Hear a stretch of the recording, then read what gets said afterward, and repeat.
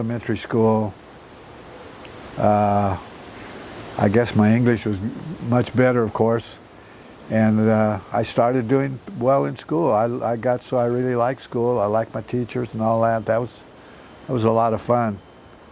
And of course, at that time, Colorado Springs was a fairly small town, so a lot of the kids that lived on the hillside ended up going to the high school, and so did I. So we knew each other, which was kind of a nice situation. Like Margie Swearingen, she was Margie Jackson then, and Jimmy Doherty and Dave Rupp and all those kids. Wow, you remember all their names. Yeah, well, they all come to the reunions. We got real active in our reunions, so that's how we stayed in touch all those years. Nice. Louis Pineda, he was his dad was a Mexican. And when was it that your mom was warning you about the Mexican kids? I think it's when we were at the when Dad was working at the foundry. That was on that side of town. They called it in Spanish it's conejos, which is rabbit, but we called it Canes Street at that time. So that's where all the poor Mexicans lived, on Canes Street. We were not in that category because we lived over on the other side of town, but it was still pretty bad. There was no country club site. The term that she used? And well, she just wanted us to kind of be careful. You know, we didn't, at that time we were pretty young, so we didn't really know what it was all about, but we pretty much stayed away from Canes Street. Well, she called them Sotomayos. Sotomayos, yeah. Which is, I heard it's a region in Mexico. Yeah. Where a lot of the railroad workers came from. Yeah, Mexico. yeah. I forgot that term. And what did you, when you were stealing from gardens, that your mom would ask you to go pick certain weeds to eat, right? You gathered greens. Well, yeah, they were greens. We call them quelites. It'd be like it's like spinach. Okay. They were collard greens, really like collard greens, I guess. I don't know, but she would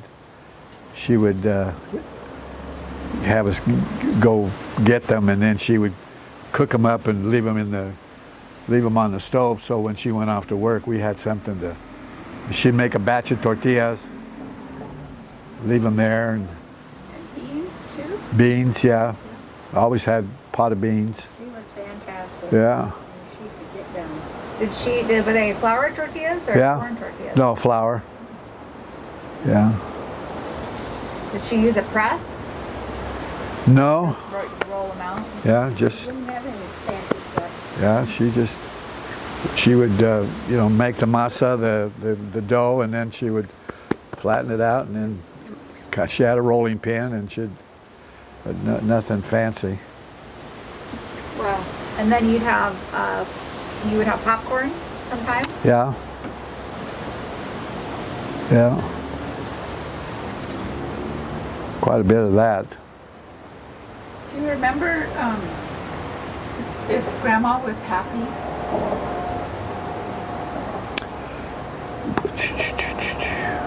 Yeah, that's a good question. I don't ever recall.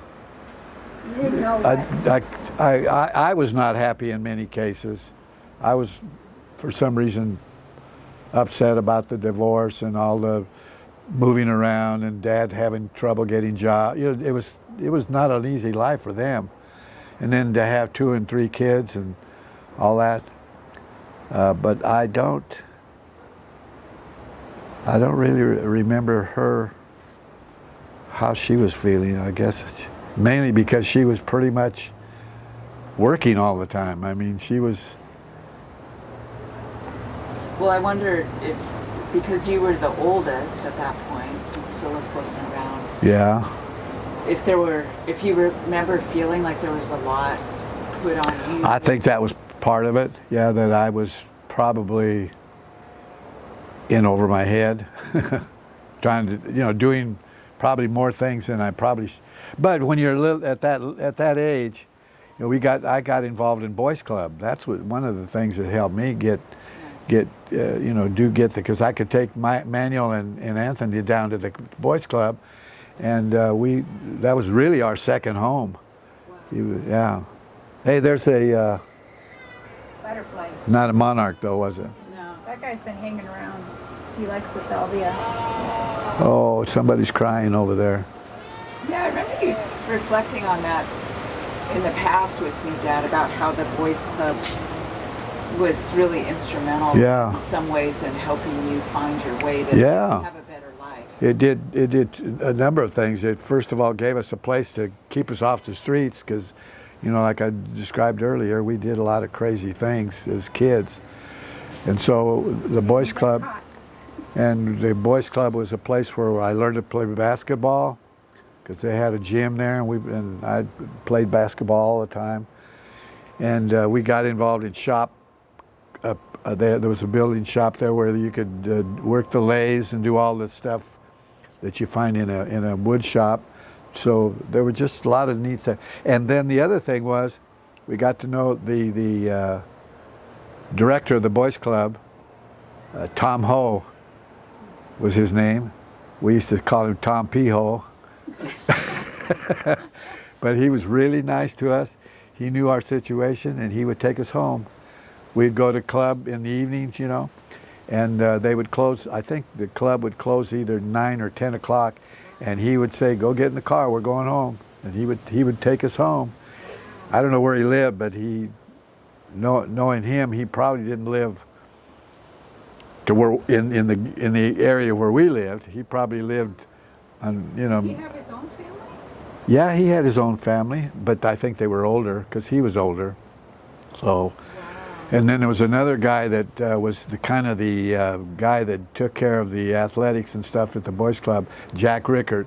He was another one that befriended us and took care of us and everything. So we had sort of we didn't have a father, but we had a father figure that sort of looked after us and did things for us and there were just a lot of good things that happened at the Boys Club that if it hadn't been for Boys Club, we would probably, no one telling what would have happened to us, Well, I wonder, Dad, if Uncle Spike or Uncle Manny was still around, if we were having this conversation, I would imagine that they would chime in and Yeah, I'm sure. have memories as well. Yeah. In fact, when we were in the Springs, the last time we were driving around, and we drove by the Boys Club, and as I remembered it, it looked like a huge building, and in reality, it was just just a small building. The gym was it wasn't even a full-size gym. It was a gym, but it was not a big gym. And next door to it was the, what was it called? It was the day nursery. It's where they had a day nursery there, and that's, I guess, where people who worked and had to have their kids in some kind of a nursery program, that's where they would drop them off. I remember when we were hanging around the Boys Club, we saw all these little kids coming and going for the day nursery, and I remember recently when we were in the Springs, the day nursery is still there. It looked the same as I remember it many years ago. But getting back to, I got sidetracked about the Foundry. What were we talking about with the Foundry? That's why you lived over and went to the Lowell School. Yeah, but there was something else with the Foundry. Oh, there was another family. There was a Anglo family around the corner from us that we used to kick around with. As I recall, one of the boys was sort of retarded or something. He was, I can't remember his name, but they had 3 kids. The oldest one was the one that was, I think, retarded. The other one, there was a girl, and then there was a young boy. So They lived right kind of, our houses were, the house we were renting was back to their house. They lived there.